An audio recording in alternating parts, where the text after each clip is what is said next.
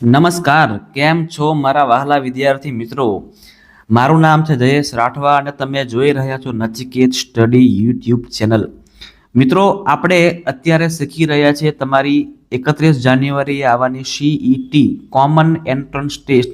આ ટેસ્ટ માટેની તૈયારી આપણે બધાય અત્યારે ચાલુ કરી નાખી હશે અને એ માટે તમને મિત્રો મારા તરફથી જે કંઈ પણ મદદ મળી શકે એ પ્રમાણે આપણે વિડીયોઝ તમારા માટે બનાવી રહ્યા છીએ.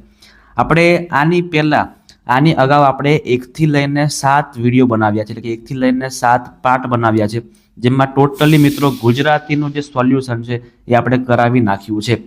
અને ત્યાર પછીના વિડીયોમાં એટલે કે 8મા નંબરના વિડીયોની અંદર આપણે મિત્રો ગણિતની પણ શરૂઆત કરાવી ચૂક્યા હતા. એટલે ગણિતમાં આપણે અત્યાર સુધીમાં 1 થી લઈને 33 પ્રશ્ન જે છે એ પૂરા કરાવી નાખ્યા છે અને આગળ 34 નંબરના પ્રશ્નથી લઈને 60 નંબરના પ્રશ્નનું સોલ્યુશન આપણે આ વિડીયોમાં કરવાના છે. બીજી વાત તમને જણાવી દઉં મિત્રો કે આખી જે આ પીડીએફ બનાવવાનો શ્રેય છે એ જિલ્લા શિક્ષણ તાલીમ ભવન પાટણ અને જિલ્લા શિક્ષણ સમિતિ પાટણ ને અંતર્ગત છે, જે સર્વ શિક્ષા અભિયાન અને સમગ્ર શિક્ષા દ્વારા જે એના અંતર્ગત આખી આ પીડીએફ બનાવેલી છે, જે CETના વિદ્યાર્થીઓ માટે ખૂબ જ ફાયદાકારક સાબિત થાય એવી છે. મેં આખી પીડીએફ વાંચેલી છે, બધા પ્રશ્નોને જોયા છે, સમજ્યા છે અને જવાબને જોયા છે. તેના પરથી ચોક્કસપણે એવું કહી શકું કે મિત્રો આમાંથી ઘણા બધા પ્રશ્નો બરાબર છે પૂછાઈ શકે એવી ઘણી બધી સંભાવનાઓ રહેલી છે. બરાબર છે, ચાલો હવે એક શરૂઆત કરી દઈએ આપણે આપણા ગણિત વિષય જે ભણવા માટે તમે બધા આવ્યા છો. ચલો, પાસા પરના અંકોમાં બેકી અંકો કયા કયા હોય? તો પાસા પર મિત્રો 1 થી લઈને 6 અંકો હોય, 1 2 3 4 5 અને 6. તો આ 6 અંકોની અંદર મિત્રો બેકી સંખ્યા કઈ કઈ? તો કે 2 4 અને 6. આ ત્રણ સંખ્યા કેવી છે? તો કે બેકી સંખ્યા છે. બરાબર, એટલે 2 4 અને 6 તમારો જવાબ થશે. આગળ આપણે સરવાળો કરવાનો છે 2.2 2.02 અને 2.002. તો કરી દઈએ છીએ, કોઈ ચિંતા નથી કરવાની. 2.2 2.02 અને 2.002. બરાબર, અહીંયા 2 એકલા જ છે, અહીંયા 2 એકલા છે, અહીંયા 2 એકલા છે, અહીંયા 2 2 2 એટલે 6.222 દેખાય ને એ તમારો જવાબ થશે. 6.222 આપણો અહીંયા જવાબ થાય છે. નેક્સ્ટ, 0.75 ને સાદા અપૂર્ણાંકમાં કઈ રીતે લખી શકાય? જોજો, 0.75 છે અને 75/100 એવું લખી શકાય. હવે આના ભાગલા કરીએ ને તો 25 તરી 75 એવા ભાગ પડે અને 100ના ભાગ પડે 25 ચોક 100. હવે અહીંયા 25 25 કાપ નાખો, શું વધે? 3/4 વધે છે, તો 3/4 આપણો જવાબ થાય. 3/4 આપણો જવાબ થશે. આગળ 4 પૂર્ણાંક 1/2 નું દશાંશ સ્વરૂપ કયું છે? તો જો 4/4 રહેવા દેવાના અને 1/2 હોય ને એને મિત્રો 0.5 કહેવાય છે. એટલે 4 + 0.5 કરો તો કેટલા આવે? 4.5 આવે. એટલે 4.5 તમારો જવાબ થાય.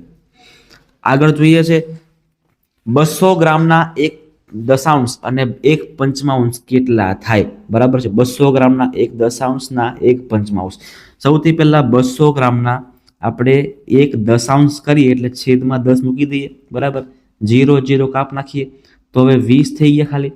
હવે 20ના પાછા આપણે 1 પંચમાંશ કરવાના, તો 5 ચોક 20, તો 4 એકા 4 એટલે 4 ગ્રામ થાય. તમને આવાય ખતરનાક પ્રકારના પ્રશ્ન પૂછી શકે જેમાં તમે કન્ફ્યુઝ થઈ જાઓ, પણ તમને બધું આવડતું જ હોય એવું છે.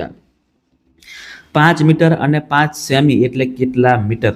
તો 5 મીટર અને 5 સેમી બરાબર છે, એટલે મિત્રો 5.05 મીટર થાય.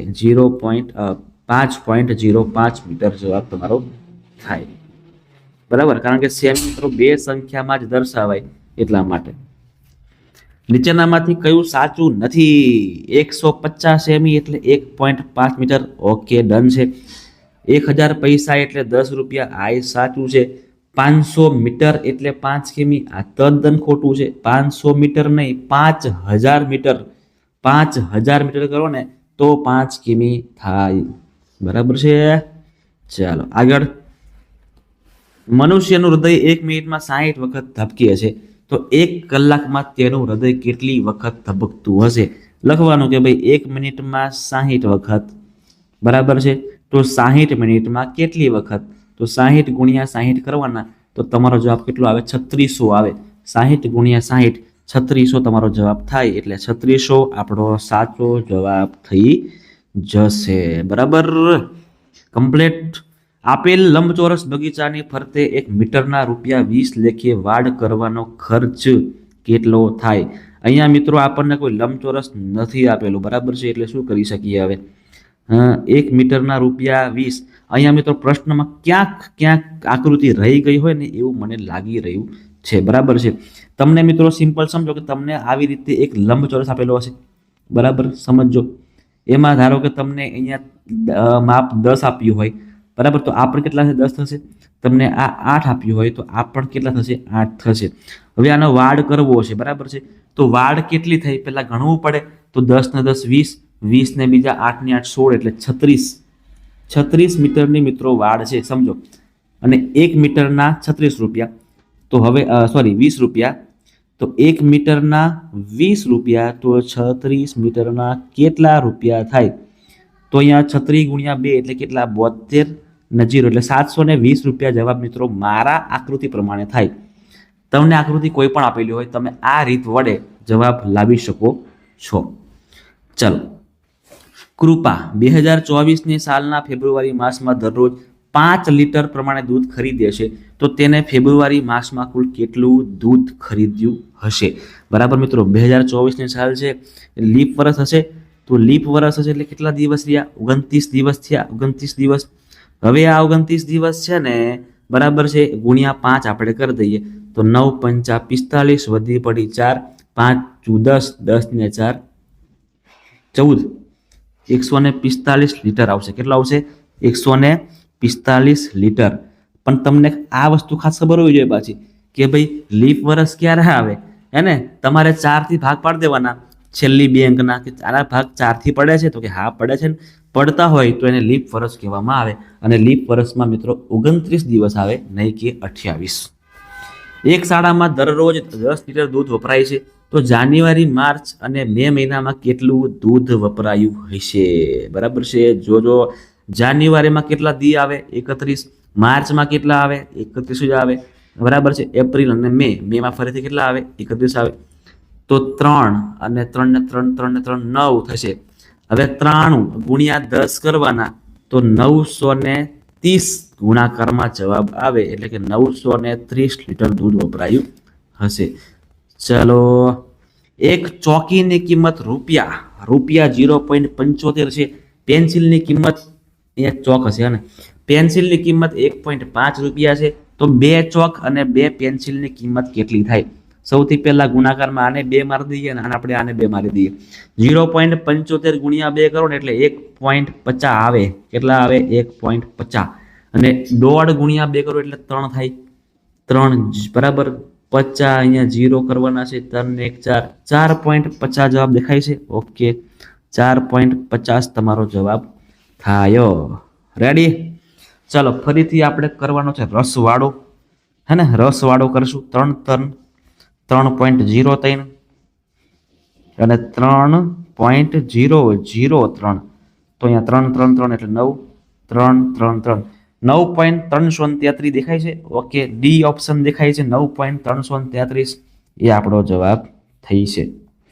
આગળ, 4 મીટર 5 સેમી એટલે કેટલા મીટર થાય? 4 મીટર અને 5 સેમી એટલે 4.05 મીટર ઠપકારવાનું હોય, બીજું કાંઈ નહીં કરવાનું.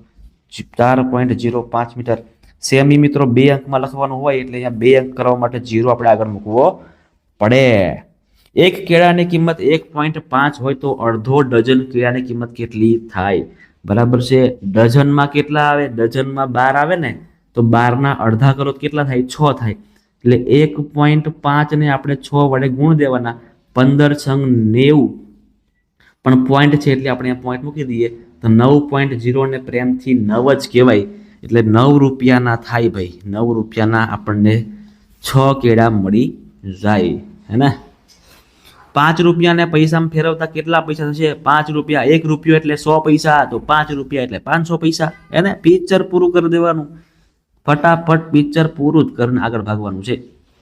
ચલો, એક કંપનીમાં એક દિવસનું મહેનતાણું 280 રૂપિયા એક માણસને આપે છે, તો 2.5 દિવસ કામ કરે તો તેને કેટલું મહેનતાણું મળે? જોજો, 2 દિવસના 280 કરો એટલે 8 ને 8 16 ને 2 એટલે 560 રૂપિયા થઈ ગયા 2 દિવસના.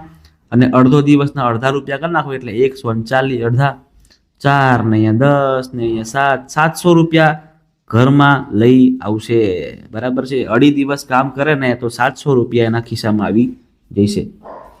શાળાની એક પુસ્તકાલયમાં 58,990 પુસ્તકો હતા. તેમાંથી 12,873 પુસ્તકો વેચાઈ ગયા, ફાટી ગયા.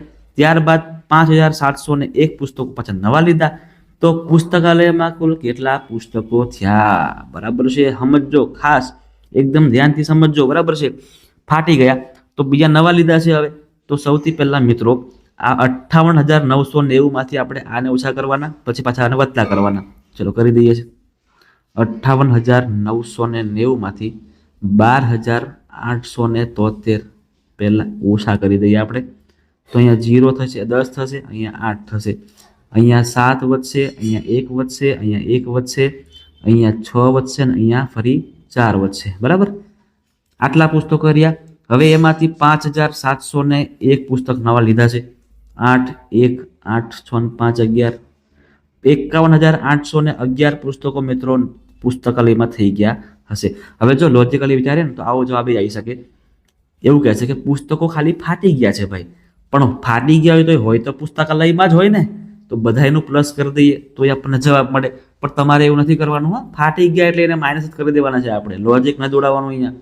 અને હા, સમયનો મોટામાં મોટો એકમ કયો છે? કલાક, સેકન્ડ, મિનિટ. કલાક મોટામાં મોટો એકમ છે. રેડી? ચાલો આગળ. ચેતન પાસે શું છે ભાઈ? 600 રૂપિયા છે અને ચોથા ભાગની કેરી ખરીદે છે. તો કેટલા રૂપિયાની કેરી ખરીદશે? ચોથા ભાગની એટલે ભાગમાં 4 કરી દેવાના. 15 ચોક 60 થાય અને 0 ઉપર નાખી આવો એટલે 150 રૂપિયાની કેરી લઈને ઘરે આવતો રહેશે. 150 રૂપિયા, 150 રૂપિયાની કેરી લઈને આવતો રહેશે. આગળ, નીચેનામાંથી કઈ સંખ્યાનો સરવાળો 108 નહીં થાય? 108 નહીં થાય એવું કરવાનું છે. ચલો ફટાફટ કરી દઈએ. ચલો ફટાફટ. કઈ સંખ્યાનો સરવાળો 108 નહીં થાય? ભાઈ ખબર ના પડી ભાઈ આમાં. અચ્છા, સરવાળો 2 સંખ્યાનો કરવાનો છે ને. 54 + 54 108 થઈ જાય છે. ઓકે, અહીંયા 5 ને 4 8 6 ને 4 10 આ થઈ જાય છે. 8 ને 8 6 આ પણ થઈ જાય છે. બાકી બચે છે આ. તો આનો જવાબ નહીં આવતો હોય 108. પતી ગયું, પિક્ચર પૂરું. ખાલી સંખ્યાઓનો સરવાળો જ મારવાનો હતો, બીજું કંઈ નહીં. ચલો, 4 38 672 ને સંખ્યામાં લખવાનું છે. આ એકમ, દશક, 100 હજાર, 10,000 ને લાખ. 4,38,672. 4,38,672 આપણો ઓપ્શન બી સાચો ટીક કરીને ભાગવાનું છે. આવા બધા પ્રશ્નોમાં મિત્રો ટાઈમ પાસ કરવાનો થતો જ નથી. 5 સેકન્ડમાં જવાબ આપીને ભાગવાનું છે. બરાબર છે. કોઈ ટાઈમ પાસ નથી કરવાનો આની અંદર તમારે પરીક્ષામાં. દશકનો અંક હોય તેવી 4 આંકડાની મોટામાં મોટી સંખ્યા. બરાબર, દશકનો અંક 1 હોય એવી સંખ્યા ગોતવાની છે. બધી જગ્યાએ દશકનો અંક આપેલો છે આપણને. હવે મોટા મોટી સંખ્યા 99. ઓકે, 0 8 3 1. ઓકે, 99 18 સૌથી મોટી સંખ્યા બનશે. એકમનો અંક સૌથી મોટો બને છે ને બધા એમાં, એટલા માટે સૌથી મોટી સંખ્યા બનશે. આગળ, 5,003 દશક, 5,003 શતક, 6 દશક અને 8 એકમ હોય. બરાબર, તો શું સંખ્યા બને? તો 5,000. બરાબર, હજારના અંકમાં છે, 3 શતકના અંકમાં છે, દશકના અંકમાં. 5 3 68. 5 3 68 ઓપ્શન બી આપણો જવાબ થઈ. એને ખાલી આપણને કઈ જગ્યાએ સંખ્યા મૂકવાની, એકમ દશક ક્યાં આવે છે એ તમારે ખબર હોવી જોઈએ. સ્થાન કિંમત તમને ખબર હોય તો પિક્ચર પૂરું થઈ જાય. ધોરણ 5ની અંગ્રેજીની બુકની અંદર 1 થી લઈને 100 આંકડા લખેલા છે અને પાના નંબર લખેલા છે. તો કુલ કેટલા પાના નંબર પર 3 અંક હશે? અરે ખતરનાક પ્રશ્ન. બરાબર છે મિત્રો. એને કુલ કેટલા પાના નંબર પર 3 અંક હશે? તો જો તમે 1 થી લઈને 100 સુધીની સંખ્યામાં ખાલી 100 જ એક એવું આવે છે જેમાં 1 2 3 અંક છે, તો એક જ પાના પર 3 અંક હશે. કેવો મસ્ત પ્રશ્ન. જો તમે હલવા નાખે એવો પ્રશ્ન. બરાબર. આગળ, 3, 6, 3, 8, 6, 5, 1 અને 2 એ દરેક સંખ્યાનો એક વખત ઉપયોગ કરીને નાનામાં નાની સંખ્યા મેળવવાની છે. જો નાની સંખ્યા મેળવવું હોય તો જો 3 ને 3 તો આવે જ નહીં, પિક્ચર પૂરું થઈ ગયા.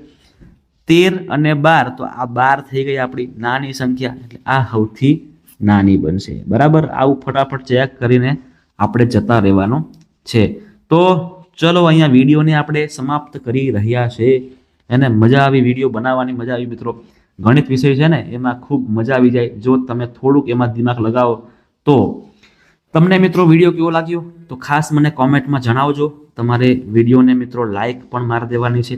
તમારા મિત્રો સુધી, તમારા સ્કૂલના ગ્રુપમાં, તમારા ગામના ગ્રુપમાં, તમારા સરપંચના ગ્રુપમાં, બધી જગ્યાએ વિડીયોની લિંકને એને ભૂકા બોલાવો, મોકલ જ કર્યા કરો. અને જો તમે ચેનલ પર નવા છો તો મિત્રો ચેનલને સબસ્ક્રાઇબ કરવાનો ભૂલો નહીં યાર. ચેનલને સબસ્ક્રાઇબ કરી નાખો. બરાબર છે. 100%માંથી મિત્રો 100%માંથી 20% લોકોએ જ સબસ્ક્રાઇબ કર્યું છે. 80% લોકો ખબર નહીં શું કરી રહ્યા છે. તો મિત્રો આ લોકો શું કરો છો? સબસ્ક્રાઇબ કરો, હે ને. અને આવા વિડીયોઝ તમારા માટે કામના અને ફાયદાકારક જ રહેવાના છે. એ તમને હમણાં ખબર ઓછી પડશે, તમને પરીક્ષા પછી લાગશે કે ના સાહેબ સાચું કહેતા હતા, અને જે સોલ્યુશન કરાયું હતું એમાંથી પ્રશ્ન પૂછાયા છે અને અમને ફાયદો પણ થયો છે. બરાબર, તો મિત્રો સબસ્ક્રાઇબ ખાસ કરજો, લાઈક અત્યારે જ મારી દો અને વિડીયોને પણ અત્યારે જ શેર કરી દો. મળીએ છે ફરીથી નેક્સ્ટ વિડીયોની અંદર.